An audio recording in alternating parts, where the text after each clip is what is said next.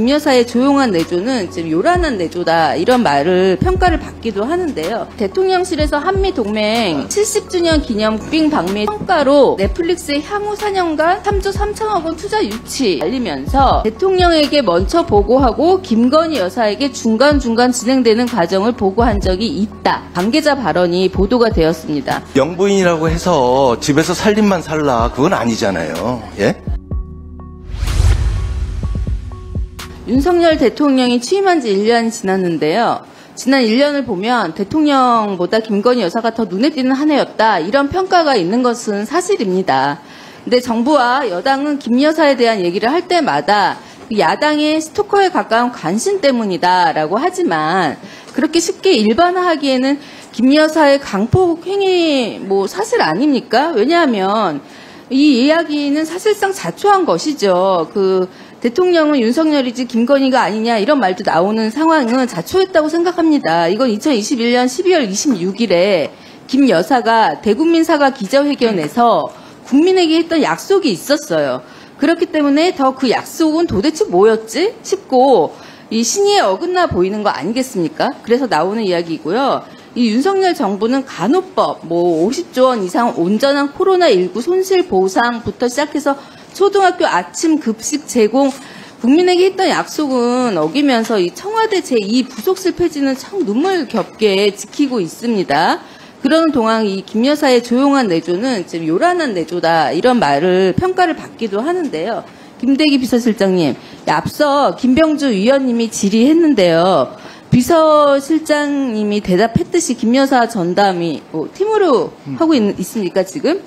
예. 제가 아까 이 자리에서 처음 듣는 얘기입니다. 그렇습니까? 지난 작년에도 수없이 말했습니다. 이거는 네. 하도 질문을 많이 하셔가지고. 자, 예. 그러면 김 여사 개인이 소화하는 일정과 메시지를 담당하는 책임자가 대통령 비서실입니까? 말씀하신 팀입니까? 누가 하고 있습니까? 그분들 대통령 비서실 소속입니다. 그러니까 대통령 부속실에서 예. 부속실도. 안에 팀이 있는 겁니까? 그렇죠.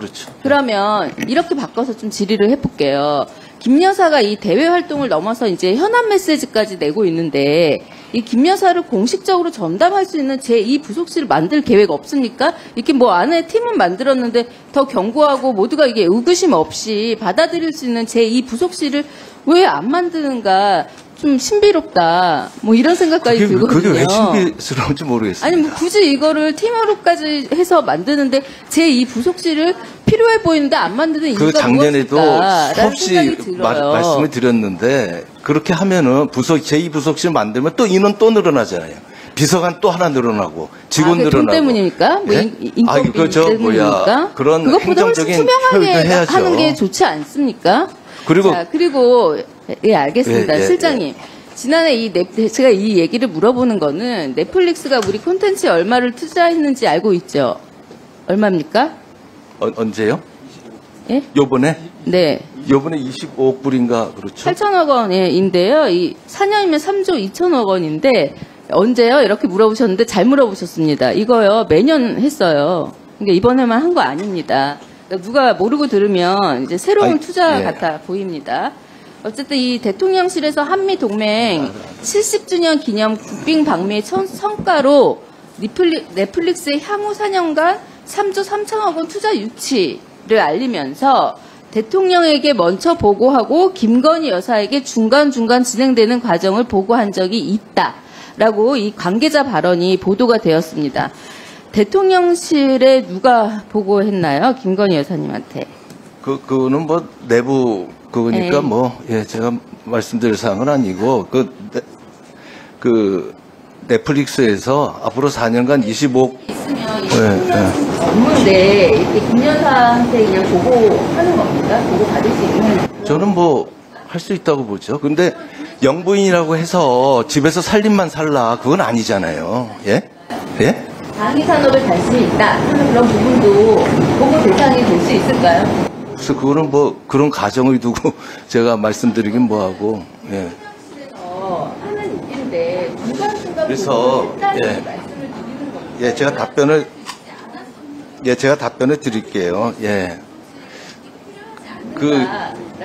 제2 부속실을 만들면 그러면 여사의 지금 그런 활동 그런 게 영향을 받을 저는 뭐 거의 비슷하다고 봐요. 예.